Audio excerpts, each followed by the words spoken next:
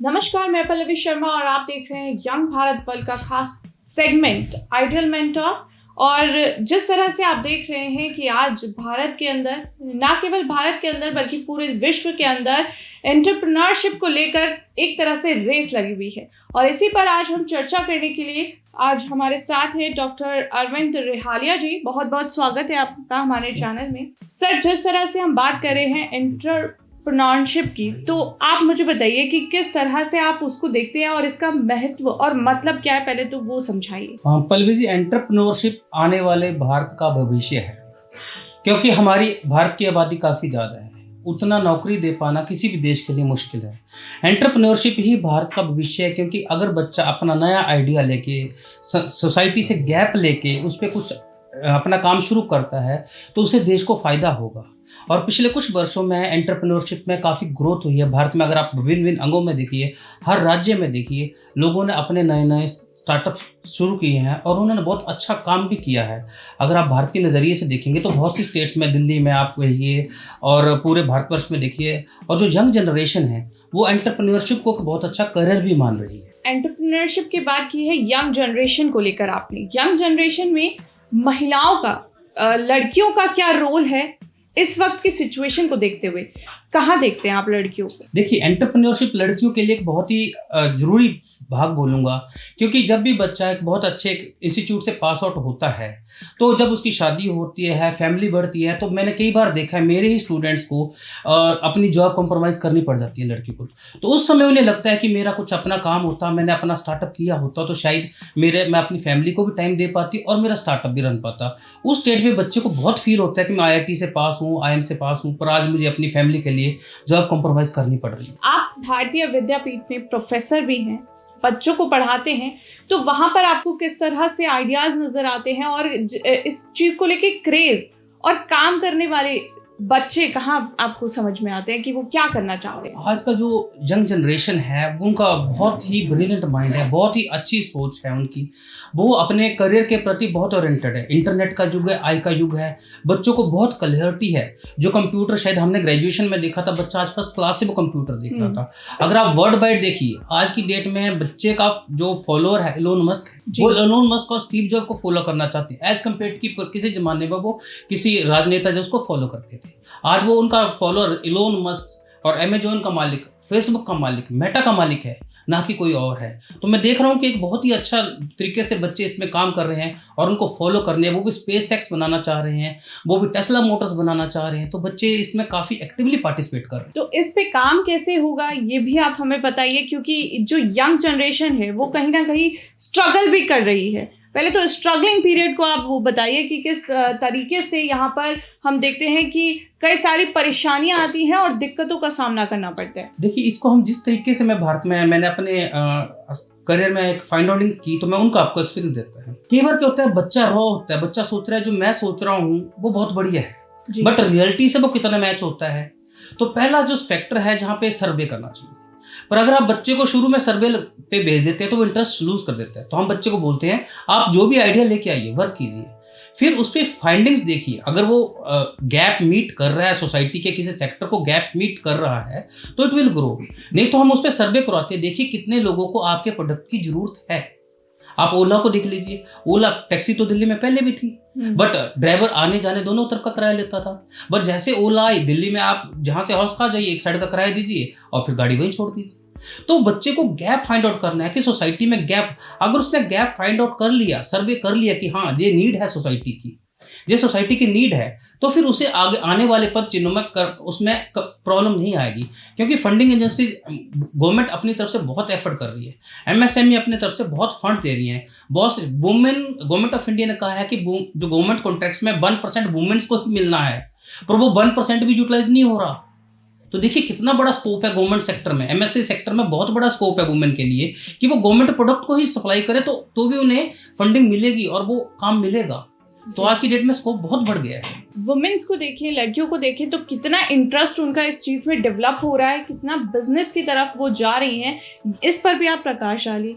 काफ़ी लड़के, काफ़ी आजकल मैं देख रहा हूँ बच्चे बहुत मोटिवेटेड है, क्योंकि जो देखिए जो आज बच्चा हमारे पास बच्चा 18 से 22 साल का आता है, उसका पेरेंट्स लगभग 51-52 की एज का ही है। तो मतलब वो हमारे से नॉर्मली 8-10 साल बड़ा, तो वो समझता है कि ये युग है।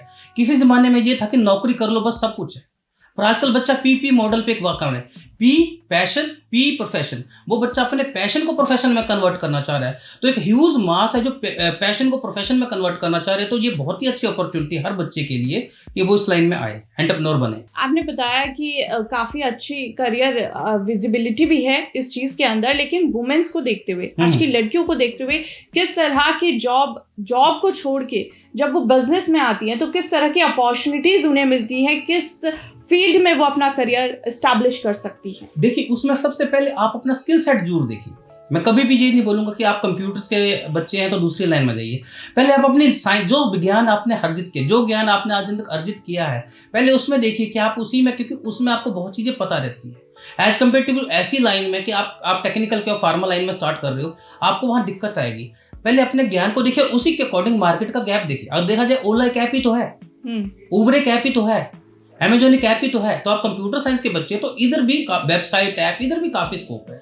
डिपेंड करता है पहले कि आपने किस प्रकार की डिग्री, क्या कौन सा विद्या आपने अभी तक ग्रहण करी है, उसके अकॉर्डिंग कि आजकल बच्चे फोटोग्राफी में बहुत इंटरेस्टेड हो रहे हैं, आजकल बच्चे म्यूजिक में बहुत, 5-5 साल का बच्चा डांस परफॉर्मेंस दे रहा है। तो मैं तो ये कहूंगा बच्चों, हर बच्चे को कि पी और पी मॉडल पे वर्क करें, अपने पैशन को प्रोफेशन में कन्वर्ट करें, क्योंकि नहीं तो बच्चे इंडस्ट्री में जाके, कॉर्पोरेट में जाके डिप्रेशन में भी जा रहे हैं। सर्वे की आपने बात की है कि सर्वे को भी ध्यान में रखना चाहिए और किस तरह से गैप जो सोसाइटी का है वो भी मेंटेन होना चाहिए, तो उसके तरीके क्या है, किस तरह से इन पर काम किया जा सकता है? सर्वे इसलिए जरूरी है, पहले फाइंड आउट कीजिए, इसी को प्रॉब्लम फाइंडिंग कहते हैं। और काफी स्टार्टअप फर्स्ट 2-3 स्टेजेस में यही प्रॉब्लम है कि उनको एक प्रॉपर फाइंडिंग नहीं मिलती, प्रॉपर फाइंडिंग। क्योंकि किसी भी स्टार्टअप को रन करने के लिए एक प्रॉब्लम, तो उसका विजन क्या है, उसका विजन बहुत क्लियर होना चाहिए कि मैंने समाज से ये प्रॉब्लम रेडिकेट करनी है।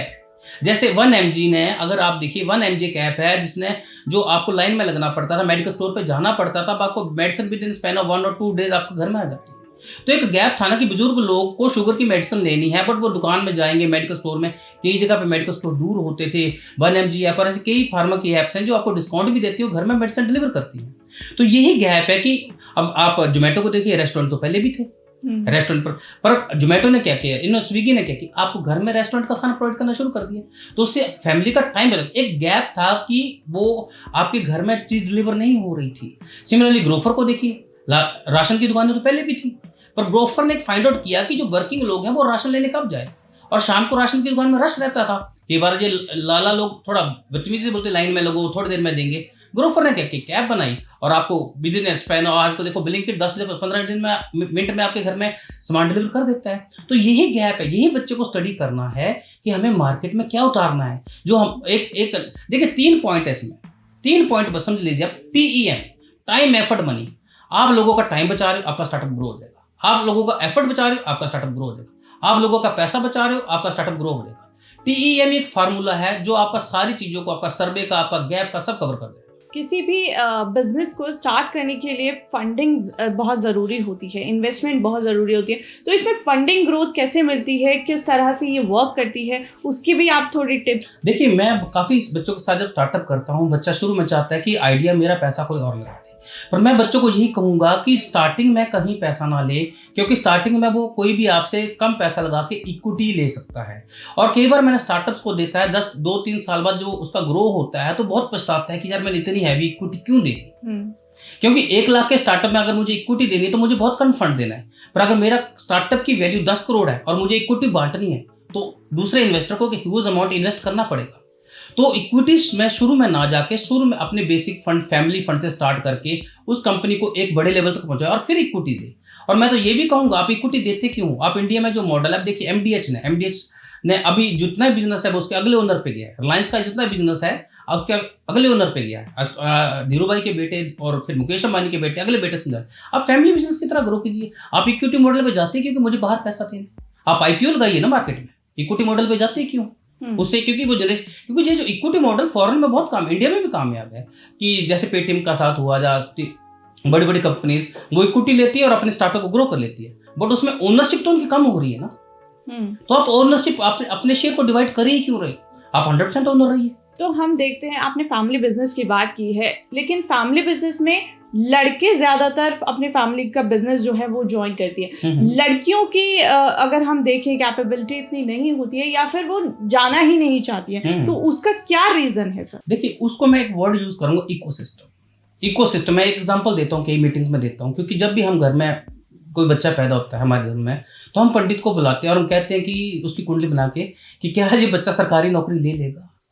हमें वहीं से रूट ही चेंज करना है, लड़का लड़की को बराबर करना है, भेदभाव रखना है कि हो सकता है कल को वो एक अच्छी एंटरप्रेन्योर बन जाए और लड़का जॉब चला जाए। तो हमें भेदभाव खत्म करके हमें सबको बराबर अपॉर्चुनिटी, जब घर का माहौल ही चेंज करेंगे तभी से चेंज आएगा।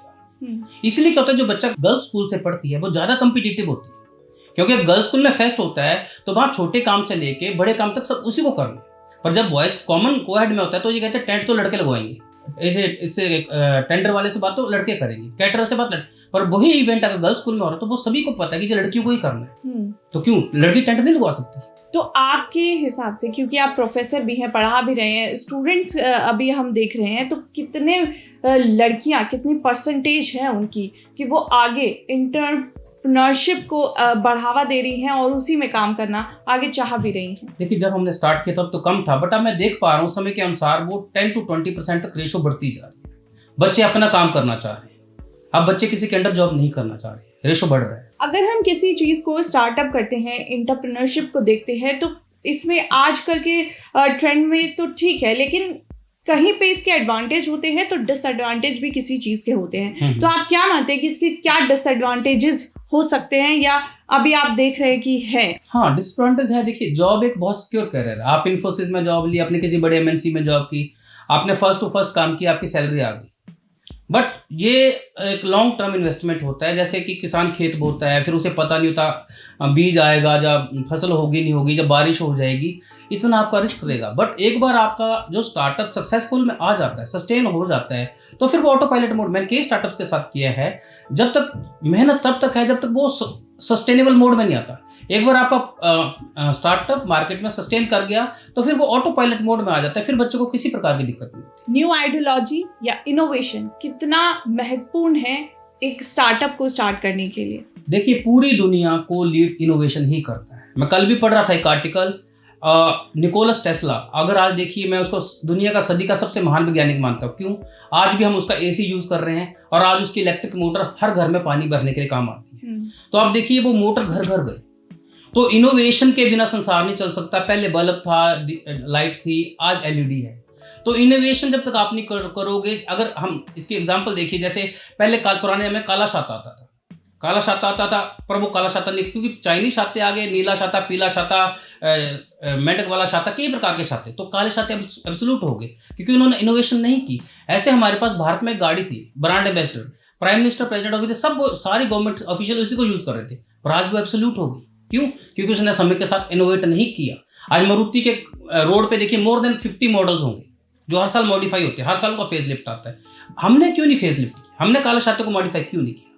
तो इनोवेशन ही दुनिया चलाती है। लोगों को कुछ नया चाहिए। टाइटन के 2 नई गाड़ी बढ़ेगी तो 2 ही बिकेगी, वुमेन सेक्शन अलग, मेन सेक्शन अलग। ऐसे ही इनोवेशन ही दुनिया चलाती है। इनोवेशन के बिना संसार नहीं चल सकता। लोगों को फूड में इनोवेशन चाहिए, लोगों को हर चीज में इनोवेशन चाहिए। इनोवेशन ही संसार चलाता है। मेरा आखिरी सवाल सर, कि किस तरह से आपने बताया कि एंटरप्रेन्योरशिप को बढ़ावा देते हुए स्टूडेंट्स भी उनका इंटरेस्ट आ रहा है, लेकिन आज हम देखते हैं कि हर चीज़ में कंपटीशन है। तो ऐसे कुछ सुझाव अगर आप हमारे स्टूडेंट्स और यंग भारत वर्ल्ड के लिए यंगस्टर्स को दे, जिससे कि वो आगे के भी करियर को अपना देख सके और अपनी सफलता कहीं ना कहीं उनको नजर आए। देखिए, एक ही स्टेटमेंट में इसका आंसर दूंगा, there is no competition on the top. अपने प्रोडक्ट की क्वालिटी पे फोकस करिए, आपको कोई बीट ही नहीं कर सकता। फॉर एग्जांपल, एयरटेल का नेटवर्क आज भी कोई बीट नहीं करता। हम भी अगर किसी हलवाई की बात आती है तो हम छोले भटूरे खाने करोल बाग ही जाते हैं। आप अपनी क्वालिटी पे फोकस करिए। मैनेजमेंट की एक ही थ्योरी है, there is no competition on the top. Apple design में नंबर 1 है, उसका सेकंड है ही कोई नहीं, होगा तो बहुत। सो अगर आप टॉप में हैं, आपका प्रोडक्ट में दम है, तो आपको कोई नहीं, दुनिया में कोई नहीं हरा सकता। तो आपका रूट का जो वर्क जितना स्ट्रांग होगा उतना ही अच्छा आपका प्रोडक्ट होगा। अब मैं एग्जांपल देख रहा हूँ, मैं एक मॉल में गया, मैंने i15 खरीदने के लिए कम से कम मतलब एक 100 मीटर की लाइन देखी, मतलब 1.5 लाख का मोबाइल लेने के लिए लोग लाइन में खड़े थे। तो अगर आपके प्रोडक्ट में पोटेंशियल है तो दुनिया लाइन खरीद के लेगी। बहुत बहुत शुक्रिया हमसे जुड़ने के लिए, और इतनी अच्छी बातें आपने बताई कैसे बिजनेस को स्टार्ट किया जा सकता है और इसमें कितने उतार चढ़ाव हैं, लेकिन उनका कहीं ना कहीं आपने सॉल्यूशन भी बताया, तो इसके लिए बहुत बहुत शुक्रिया, धन्यवाद। तो ये थे हमारे साथ भारतीय विद्यापीठ कॉलेज के डॉक्टर अरविंद रेहाला जी, जो कि यहाँ पर प्रोफेसर हैं और बच्चों को अपनी शिक्षा के माध्यम से किस तरह से आगे बढ़ना चाहिए वो सिखाते हैं। तो इस वीडियो में इतना ही। ऐसी ही तमाम जानकारी से जुड़े रहने के लिए आप देखते रहिए यंग भारत वर्ल्ड।